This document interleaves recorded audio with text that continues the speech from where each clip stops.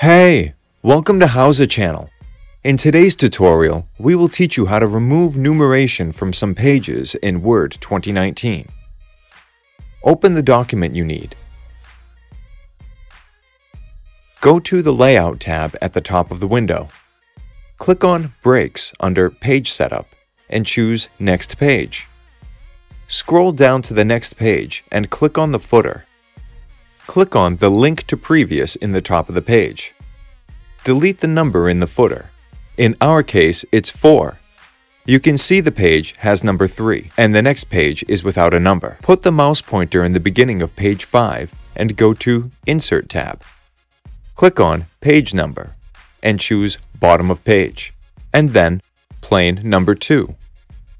You can see the page has a number again. Select the page number you need. Right-click on it and choose Format Page Numbers. Go to Page Numbering and check Start at 5 and click OK.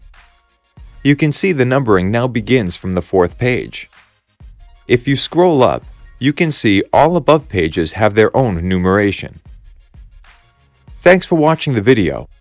Please like it and let us know if you use any of our tips and tricks.